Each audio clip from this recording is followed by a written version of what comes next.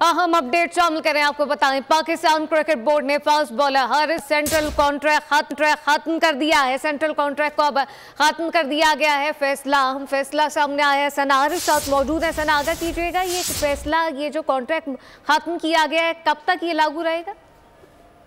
जी बिल्कुल, ये एक जो है वो अहम खबर है कि पीसीबी ने जो है वो पाकिस्तान के फास्ट बॉलर हारिस रऊफ का सेंट्रल कॉन्ट्रैक्ट जो है वो ख़त्म कर दिया है।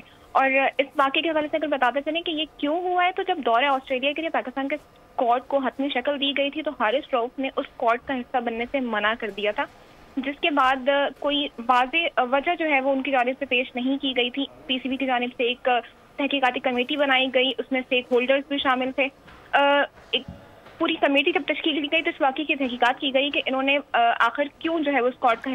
बहुत शुक्रिया सना आरिफ। सब्सक्राइब करें और बेल दबाएं ताकि कोई खबर रह न जाए।